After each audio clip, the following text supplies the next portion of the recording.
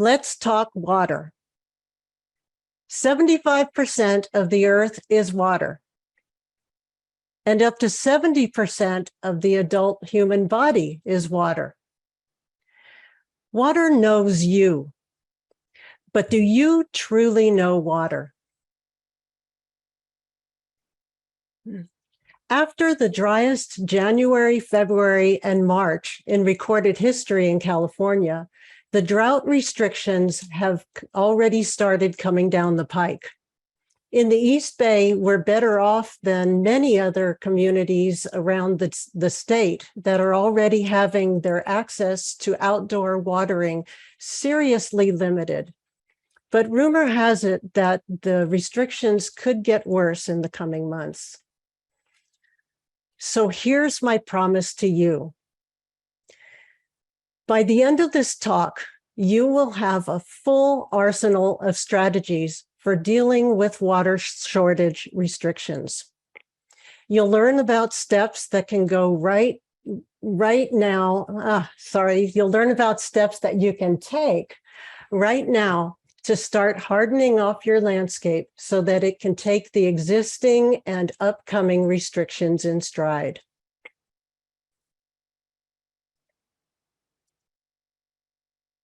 Here's what we will cover. Talk a little bit about the state of drought in California. And then I'll talk a little bit about the three major overarching principles of conserving water in the landscape. And these three principles, actually, if you keep those in mind, those three principles, then you can get really creative as to how to save water in the landscape as things start happening and you're starting to see results using other methods. And the last thing I'll talk about is I'm going to give you 7 strategies to reduce water use easily and effectively. So here we go. So there are going to be 2 handouts that we're going to make available to you after you submit the survey for this webinar. At the end of the webinar, we're going to give you a link and a QR code to go right to the survey, fill out that short survey. It's only about 3 or 4 questions. And then when you submit the survey, you will be given the link to these handouts. So really, you'll be able to access these handouts this evening after the webinar, which is very cool.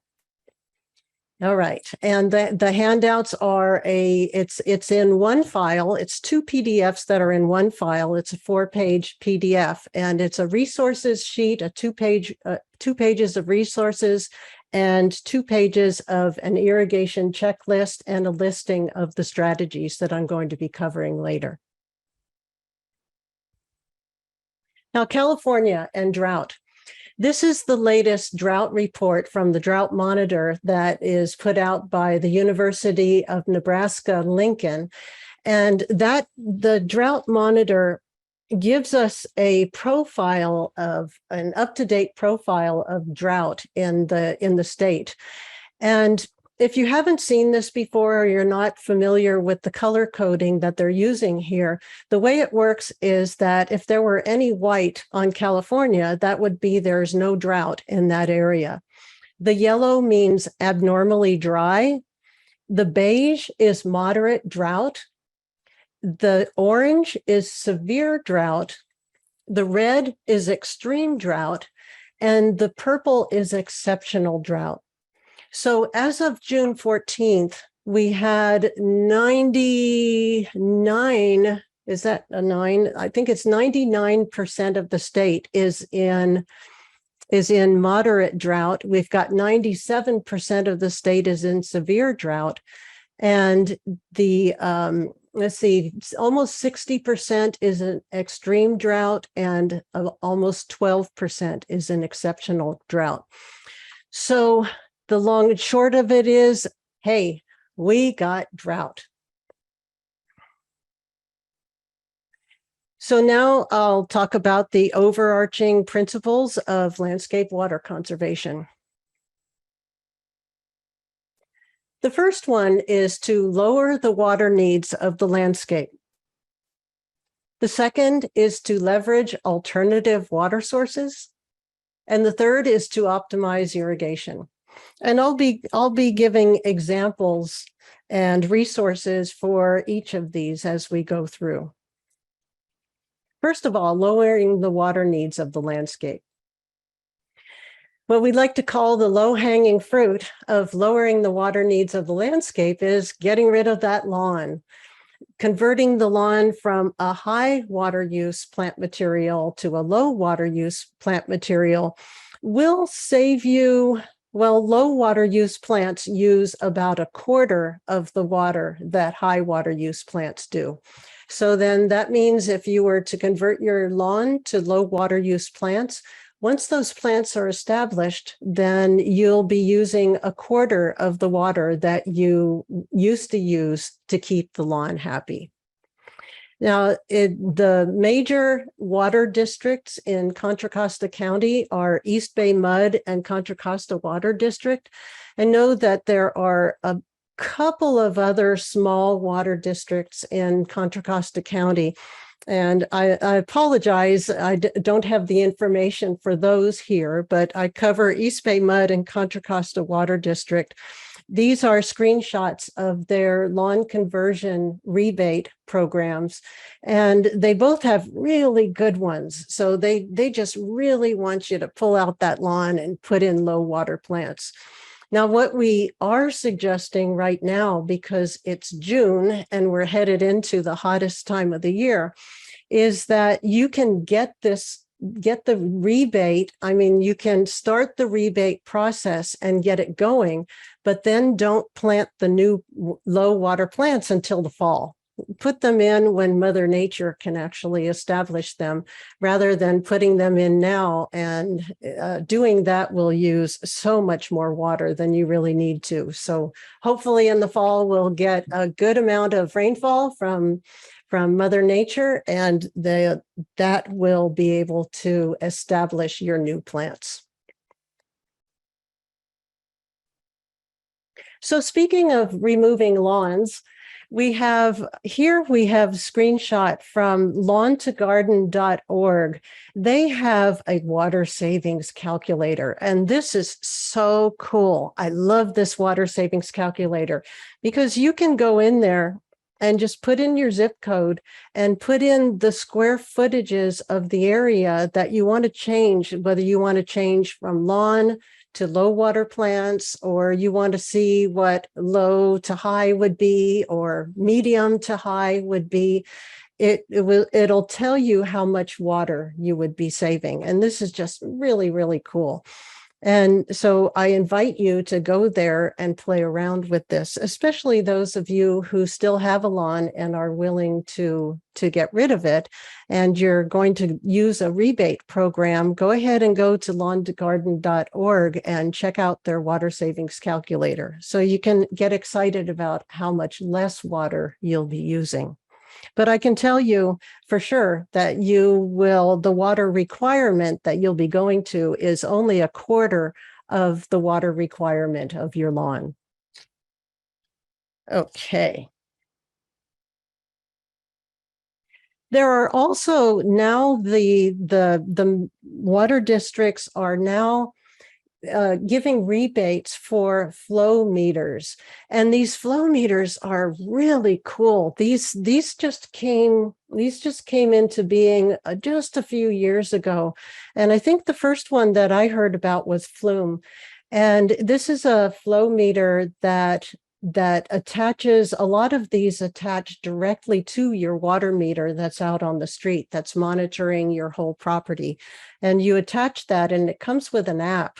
And you can see in real time not only how much water you're using at any given time, but you can see if no flow is supposed to be happening on your site, on your property, and you see that there's flow happening on your property, then you know that you have a leak somewhere.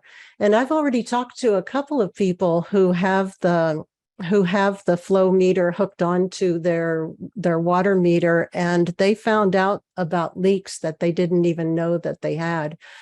And that really truly is the low-hanging fruit of water conservation, is that so often we have water being wasted in places and we don't even know it's happening, like leaks in the irrigation system underground, leaks in your plumbing underground or in the basement or in the walls. So much is unseen when it comes to our water purveying systems on our property. So this is really great. I urge you to take advantage of these rebates.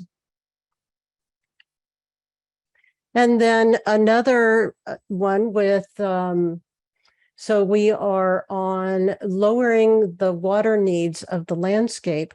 This goes right along with that. And this is a screenshot of a web application that Contra Costa Water District uses for showing people the actual plants that are low water plants and drought tolerant plants. But really mainly one of the takeaways that I'd like you to have from this talk big time is low water plants. I'd like you to really just get that term in your head. Let's get away from drought tolerant. Let's think low water plants. And I'm going to be showing you that in some the slides coming up, that California is a low water state. So you can go on to this web application that is offered freely through Contra Costa Water District's website and see photos of these plants and find out what the low water plants are. And East Bay Mud has a treasure trove of photos and plant lists and all of that as well.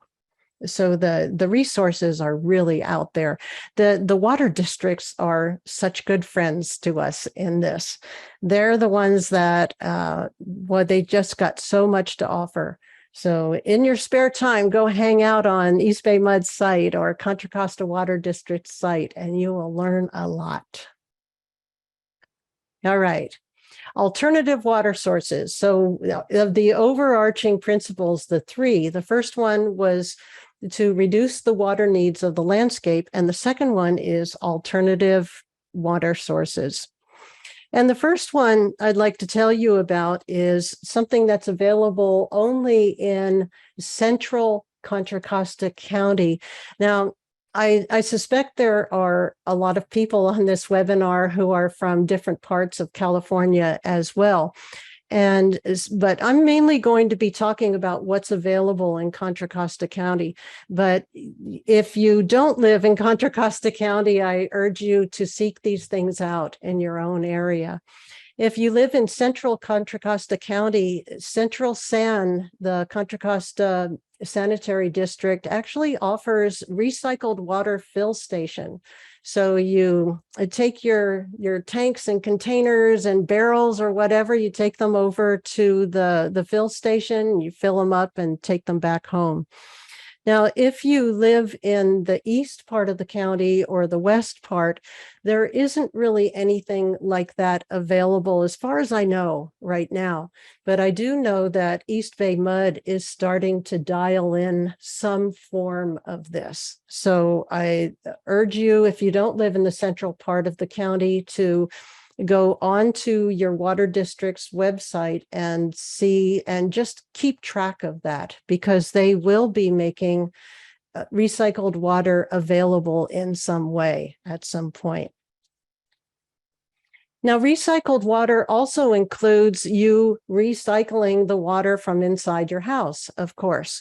So whether it be saving your warm-up water from the kitchen sink, the bathroom sink, the shower, whatever. And this is a practice that a lot of us developed during the last drought, or even 2 to 3 droughts ago. It just seems like the droughts just keep coming on and coming on and coming on. And a lot of us have developed really nice habits in the way of reusing water from the house and saving the warm-up water. And whenever I give a talk, I ask people what they do to conserve water. And a lot of people already do this. If you don't, I highly urge it. Just fill up the water, the bucket, and take it out and water plants with it. Another alternative water source is gray water. To route your washing machine water out to the landscape instead of sending it into the sewer system. And the easiest way to do that automatically is to do what they call laundry to landscape, where in California, you don't need a permit to do this. And so it's recommended that you don't use this recycled water for your veggies, but it works really well for landscape trees. It works for fruit trees. It works for shrubs. So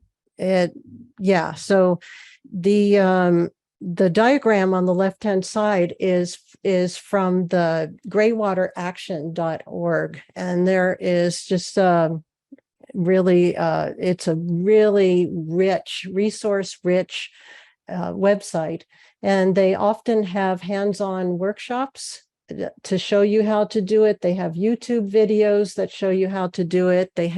And once you attend a workshop or watch a video, you really feel like you can do it. All right. Another alternative water source is rainwater harvesting, taking advantage of that free water that falls from the sky. We haven't seen a lot of that lately. This year, hardly any. But when the water does come from the sky, just capture it and hold it as long as possible. So in this photo that I'm showing you here, I'm actually showing this. I'm not showing tanks and barrels and cisterns. What I'm showing is the landscape. So what I'm urging is that you shape the landscape or build items into the landscape just by doing contouring and shaping and putting some rocks here and there to hold on to that water that comes from the roof, that hits the roof. So you can see that this downspout is directed onto a dry creek bed, and a dry creek bed in the winter becomes an active creek bed, a real creek bed. And this comes from a publication called California Watershed Approach to Landscape Design. And this publication is just amazing. It's just got so many drool-worthy photos in it. And they talk all about the watershed approach to landscaping, where we make our site into a watershed and we hold on to that water. Now, this again is from that publication. So then in a watershed, generally when we teach about watersheds, we show the water cycle, and we show that the water evaporates from the big body of water. Let's call it the ocean or the bay. Since we're on the bay, we'll call it the bay. The water evaporates, goes into the air, from a liquid form to a gaseous form, and then it condenses into the clouds and falls back onto the earth as either rain or snow, and then ends up running down or sinking into the ground and running down back into a waterway. So then what we want to do if we just want to hold on to that water that falls from the sky onto our property, is that we use our house as that watershed. So the roof is the mountains, the snowy mountains, and the water comes down and it goes into the rain gutters, which are the rivers and streams. And then those rain gutters direct the water into the landscape, which is a living sponge, and it absorbs the water. So a colleague of mine likes to say, let's turn our watershed site into a water sponge site. And so we make it so that the water stays there and sinks into the ground, into the soil, the living soil, and replenishes the aquifers.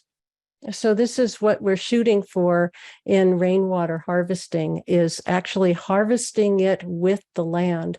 And you could certainly harvest it with tanks and barrels and cisterns as well.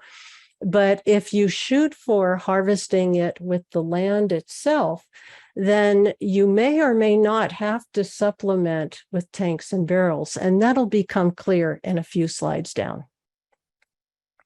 Oh, it'll become a little more clear here.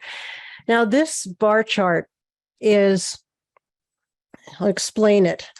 I tracked now this is for where I live in Richmond, California, in Contra Costa County.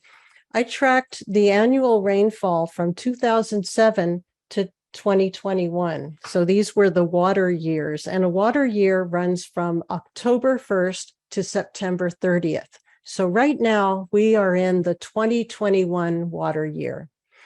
So what I did was I tracked the rainfall and I plotted it on these blue bars. The blue bars represent inches of rainfall in each of these 15 years. And then what I did was I brought in rainfall is measured in inches, and so is plant water requirement.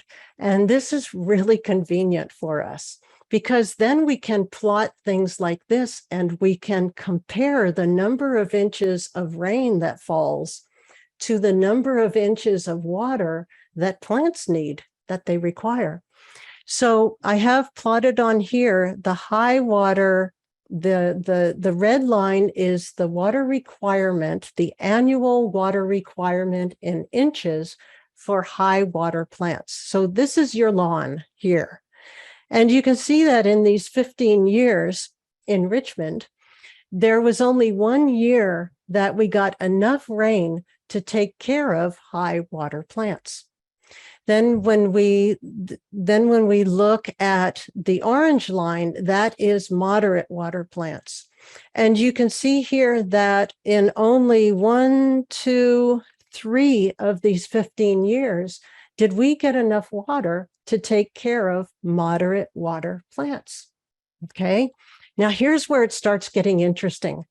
We've got this green line here, and the green line represents the annual water requirement in inches for low water plants. And we can see that in all 15 of these years, even during that last drought, which was really nasty, we got enough water to take care of low water plants. That's why I said earlier, California is a low water state. It truly is.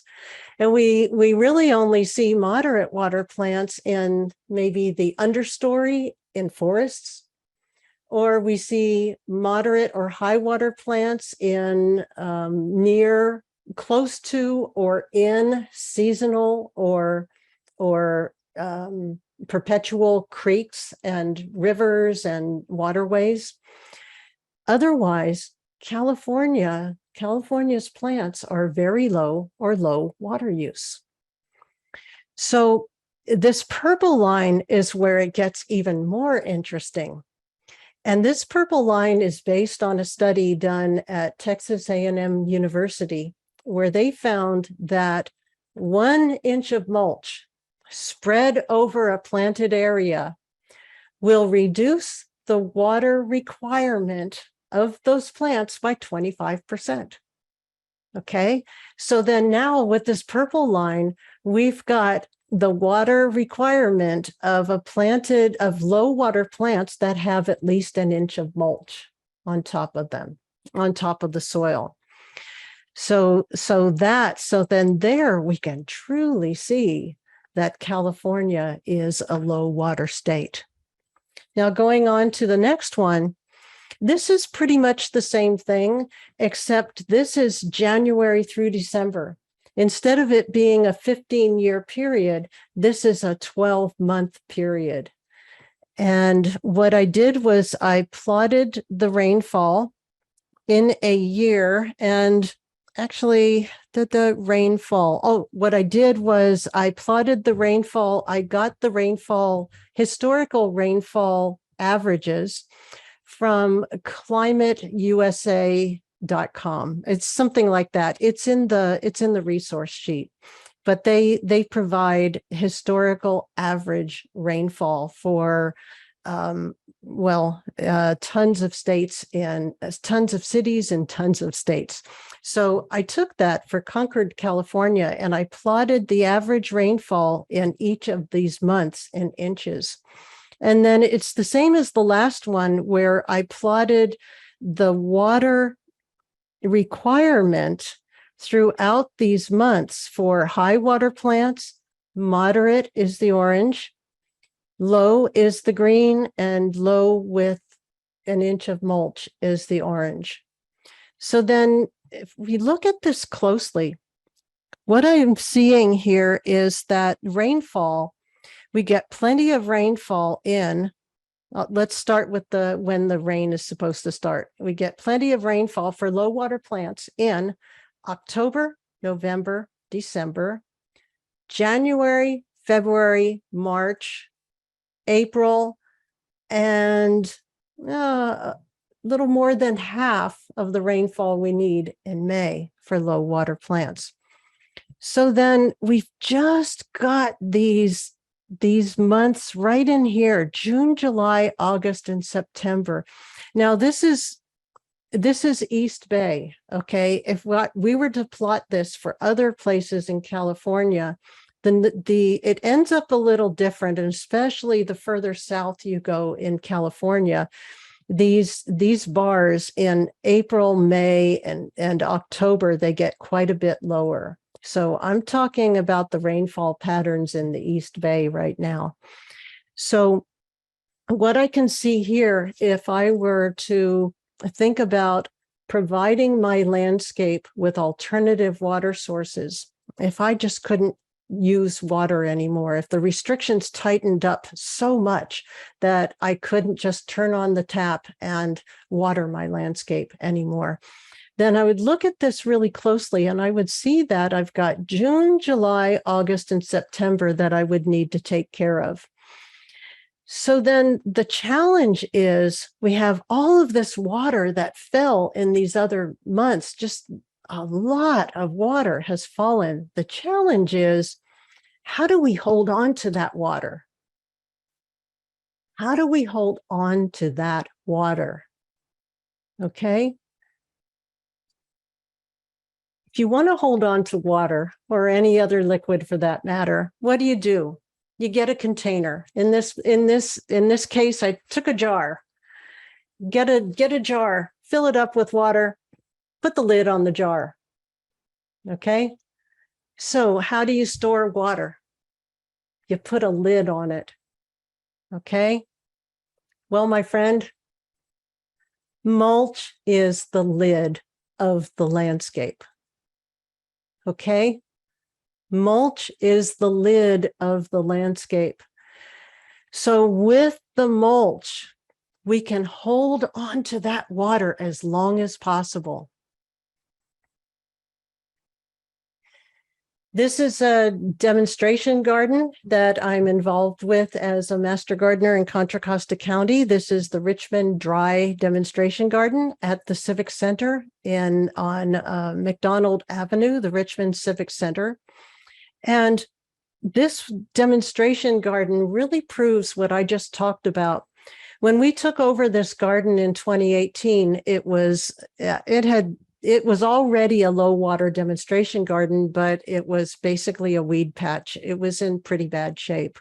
So we started renovating it. And there were a lot of low water and native plants in that garden that didn't get irrigated for 2.5 years while we were starting to renovate the site. 2.5 years with no supplemental irrigation water. And the plants did just fine. They just said, hey, we're good. So that told us that this is that we're on to something. Low water plants, they don't need water once they're established. So then here's some eye candy from that garden. This is the photo of the native area of the garden. It's broken into 5 different areas. We have the native area, a habitat area, a perennial border, a Mediterranean area, and a succulent area. And lately, they've been doing a really nice job of renovating this garden and planting beautiful plants. And hopefully, we will be able to demonstrate that you do not need supplemental water once the plants are established if you have a good layer of mulch. Now, that mulch is a real key thing here. All right. Another demonstration garden that we have started to experiment with in Contra Costa County is, it's called the West County Water Conservation Garden in the El Cerrito Hills. And this site has no water piped in and no electricity, which is really exciting to us because we have the prospect of being able to demonstrate how to have, well, landscape plants and veggie gardens without water being piped in. There's a tank. This is a hillside here. There's a tank right here, right now. That's, I think it's a 1,300 gallon tank. So we are going to harvest rainwater with that tank and probably get some more. And they're going to set up a dew collector also. So they're going to collect the dew from the air. And they have started, let me show you this, going to be experimenting with a system that is they call it sub-irrigation. And the photo on the right shows a setup from Richmond High School. Cuesta Engineering did this, and they developed this method. And basically what it is it's repurposing plastic bottles and using them in a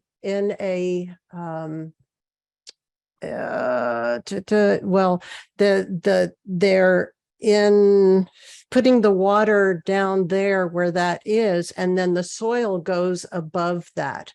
And then the plant's roots in the top, they reach down to the water that's underneath. So you don't water from above. The roots go after the container of water that's down underneath. And at Richmond High School, they had great success with this. So we are setting up a few beds at the West County Water Conservation Garden to experiment with this method. They've also planted a pollinator garden there and have really nice plans. That is not available to the public yet, though. So watch our website to see how things progress there.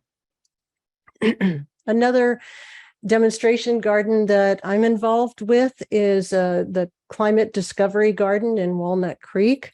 And this is where we are going to demonstrate that with a garden of low and native plants that are low water use, low and very low, that once they're established, we're going to hopefully just be able to irrigate them to establish them and then turn off the irrigation. So this is another place that we are demonstrating that. And here's the landscape design. We've had a few landscape architects and landscape designers working on this project, and I got the honor of designing the irrigation for this project. And we'll be installing the irrigation next month, and we'll be planting the plants in the fall. And hopefully Mother Nature will establish those for us. Okay. Strategies for taking control of water use. So we've gone through the three overarching principles, which were that, well, we did 2 of the 3. This is the third. The first one was lower the water needs of the landscape. The second one was to use alternative water sources. And then the third one is is to optimize your irrigation. So here are some strategies for taking control of the water. I've got 7 strategies here, and you can take your pick. Reduce the run times on all irrigation zones by 10%, 15%, 20%, whatever you choose. Spread 3 inches of mulch on planted areas. Replace inefficient sprinkler nozzles with efficient ones. Create monthly irrigation schedules. Perform an irrigation inspection. Hand water efficiently. And the last one is to water all plants as if they were low water plants, giving extra water to those that complain the loudest. Okay. So then let's go. Here we go. Reducing run times by 10%. Now, I know that you can reduce your run times by at least 10%. In California, they're asking us all to reduce our water use by 15%. East Bay Mud has a mandatory 10% reduction in place right now. And Contra Costa Water District has a voluntary 15% reduction in place right now. Now, I can really confidently say that most likely you can just go ahead and go out there to your controller and reduce the run times by 10% at least. Because in my experience with the irrigation consultations that I've done, in my experience, people overwater, and they overwater really badly. Usually what I see is by at least double. So unless you're really on it, and maybe you have a smart controller, if you have a smart controller, I'm probably not talking about you. But if you don't, chances are you are overwatering your landscape. So you can easily go out there and reduce your run times by at least 10%. Now, since we are headed into the hottest time of year right now, it's going to be July real soon, and we call July peak time. It's the time of year where it is 100% irrigation. It's the most irrigation that we apply to our gardens, and is in July. So now, if you have something that I should mention is that if you have native plants that are adapted to summer dry climates, then in all likelihood, those plants don't have that really high water need because it's July. Those plants want to be dormant right now. So it's a matter of determining whether you have plants that are dry climate adapted or dry summer adapted. But for the most part, the other plants that are not dry climate, dry summer adapted, you can lower it. And I would caution you as we go into July to not reduce it by more than 10% right now, because we are going into the hottest time of year. But then after July, the water requirement goes down, down, down. So it will be safe for you to do that. So by 10% for every 10 minutes of runtime that you have on the controller, you can just take away 1 minute. Okay.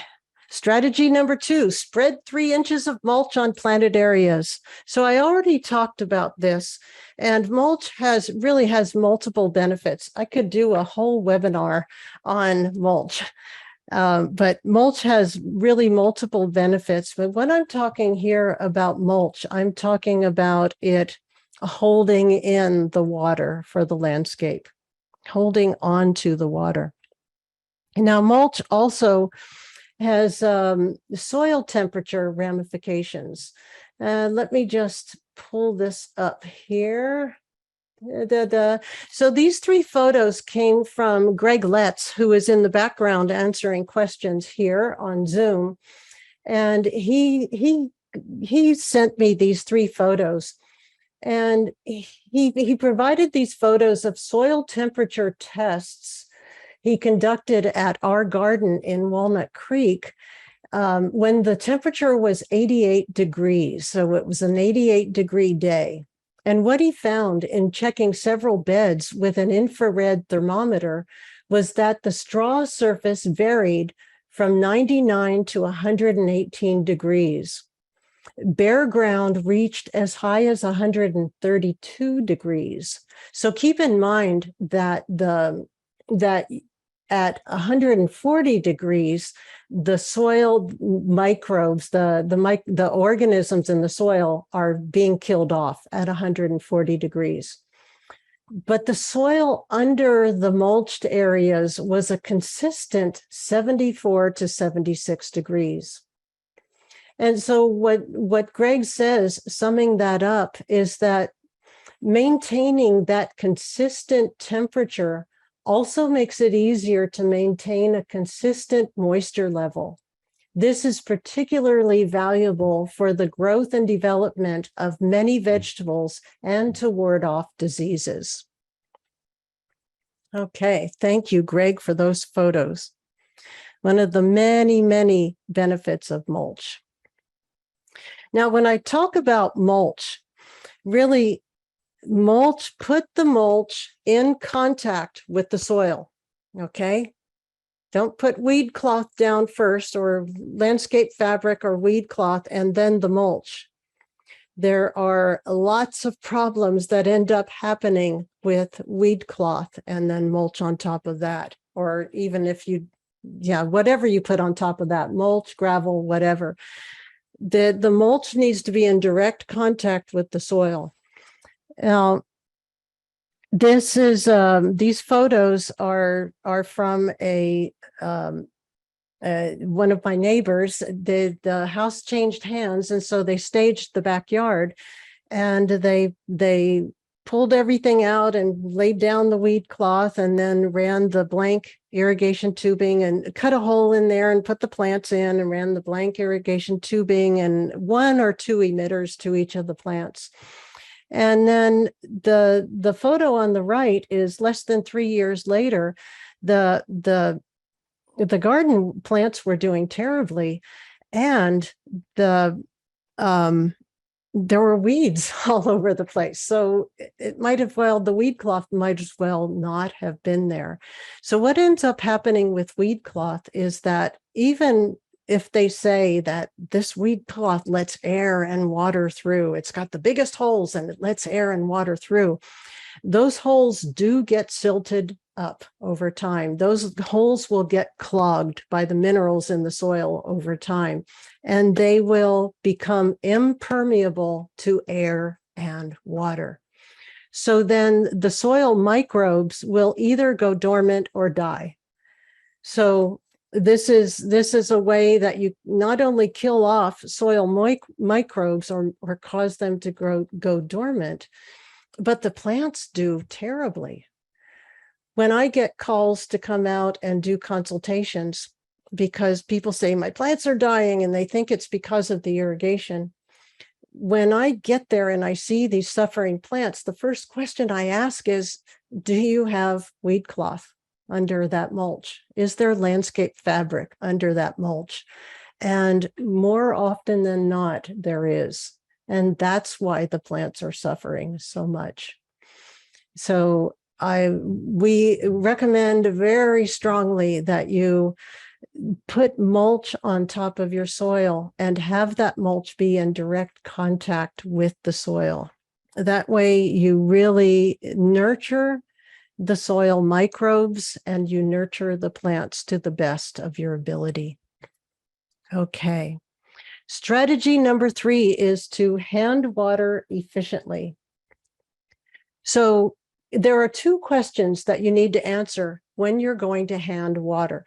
Now, if the restrictions become so strong and so tight that they tell you get this much water a day or a month, usually it's this much water a day. When I see restrictions like that happening, they say you get this much water a day. So if it comes down to that, you really need to know how much water, not only how much water the plants need, but how much water you're giving the plant when you're standing there with that hose end sprayer, that nozzle, and you're actually watering the plants. So how do you answer those 2 questions? The first question, how much water do the plants need? In this resources handout, I have a link to a web application that will tell you how many gallons a day, a week, a month, a year, whatever, how many gallons any plants need in any incorporated city in California. So you can use that web application to answer that first question, how much water do the plants need? And then the second question, how much water is being applied? You could use a hose end flow meter.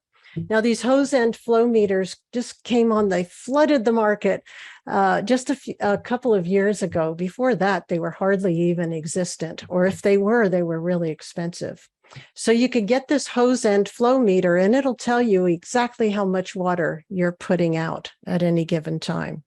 So that, and there are so many of them on the market and they're priced anywhere from $11 to $300. Actually, I've seen some that are almost $400 as well.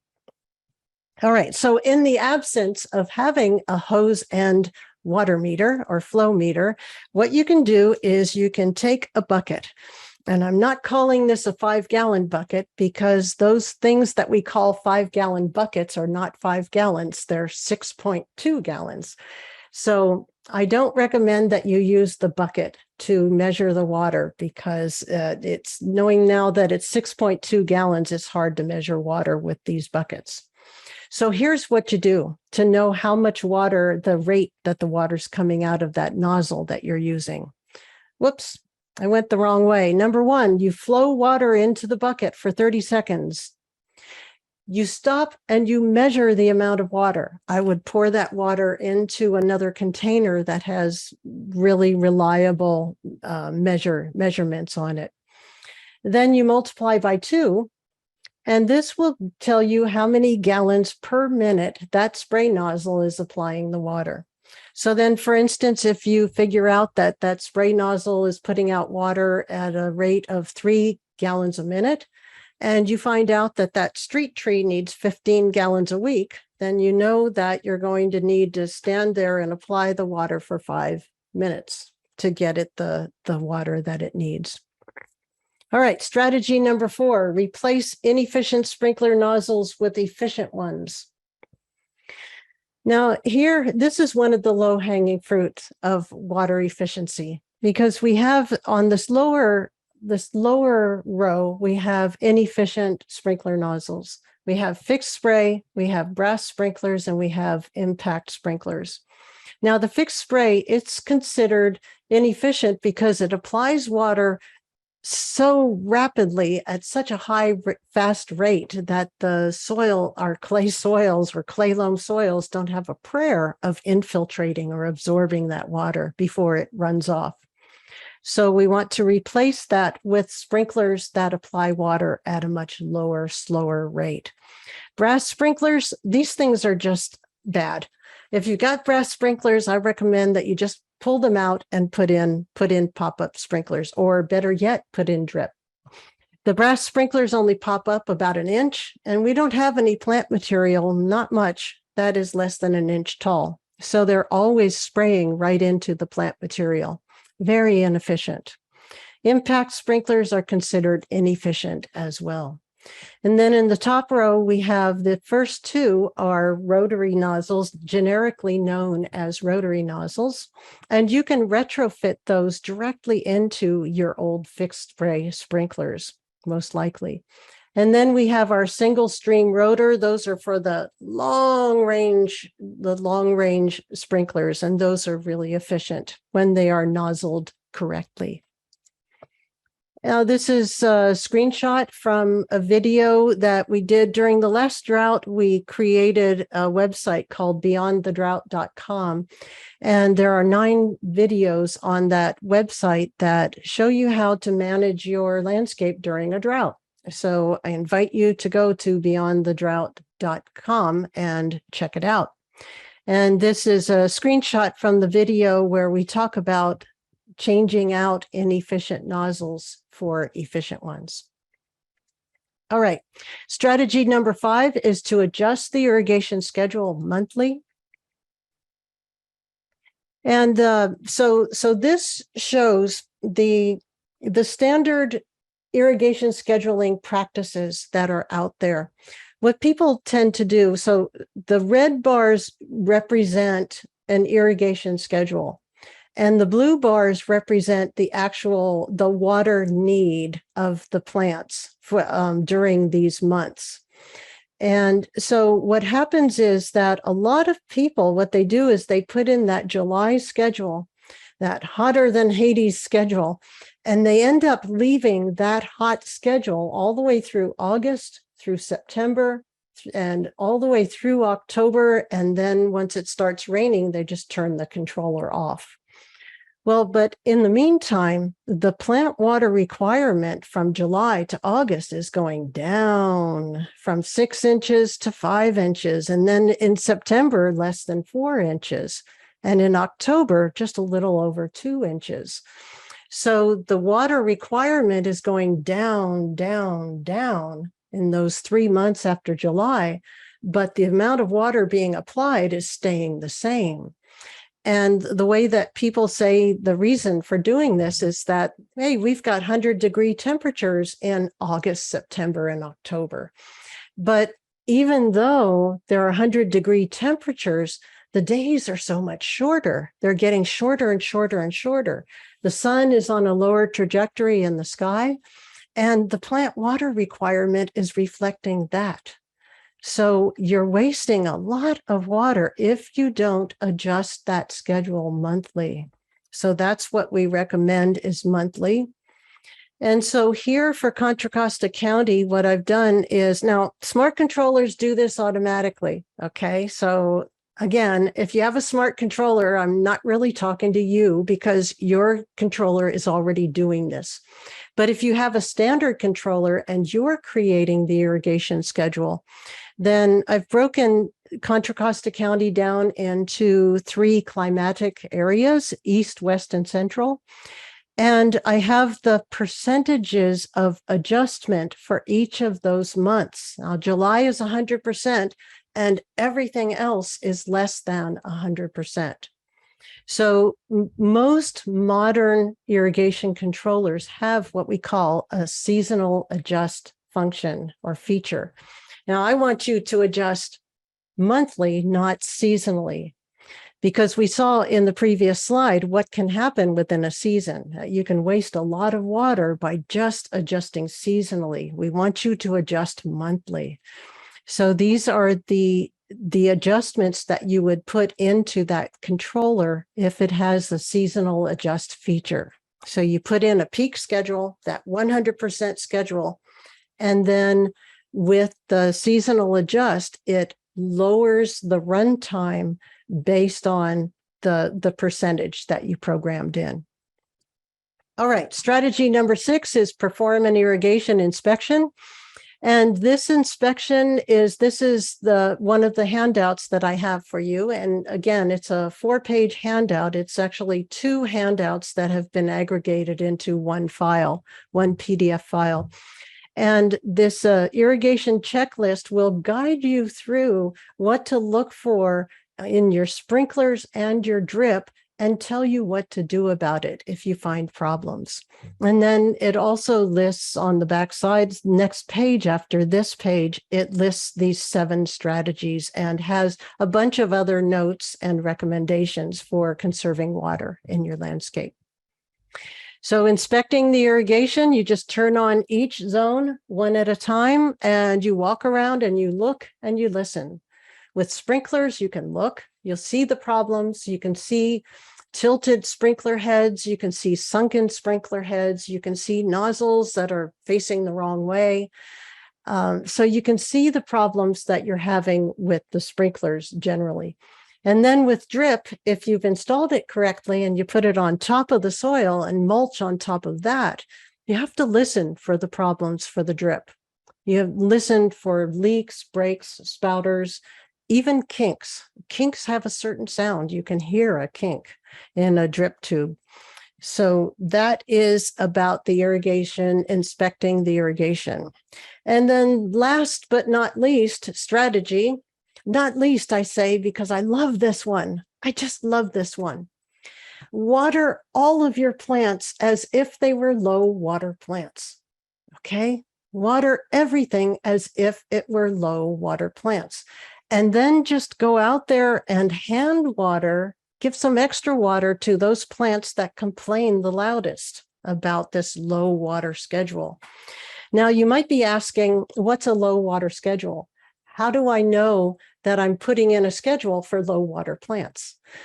Well, and I have this photo here because it's an example of what most people's gardens have, which is mixed low and moderate water plants. And in this mixed area, we had the irrigation schedule has to be for a moderate schedule to take care of that higher water use plant. And the low water plants are getting too much water.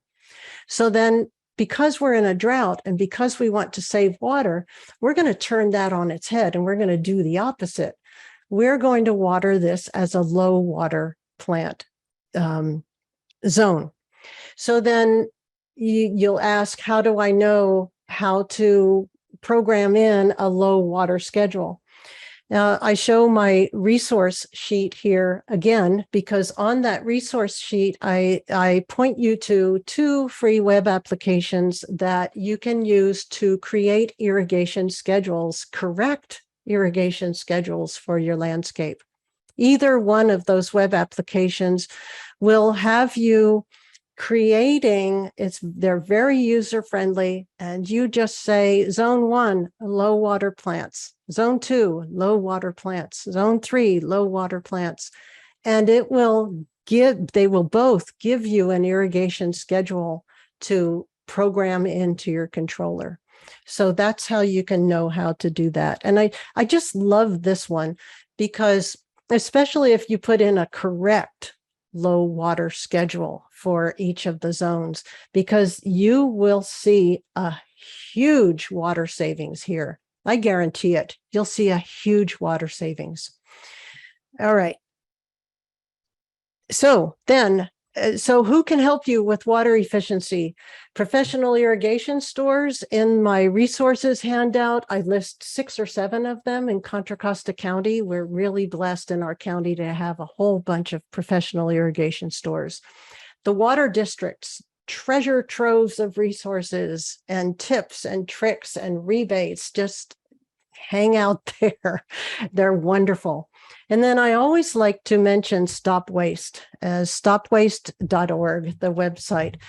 They have workshops, they have resources, they show you how to sheet mulch. There is just a really wonderful, valuable resource. Now, it's in Alameda County, it's not in Contra Costa County, but it is so good, it has to be mentioned. All right. So we are there. All right. Well, you know how important it is to reduce water use in the landscape. And you know there are other choices than the standard turn on the tap sources for water for the landscape. And you have a choice now of 7 fairly simple strategies to lowering water use in the landscape. So I hope you're ready to take action. The really cool thing about these strategies is that, number 1, you'll lower your water bills. Number 2, your plants will be healthier. And number 3, you'll be able to comply with any drought restrictions that come down the pike in this very dry year. So everybody wins, and it doesn't get any better than that.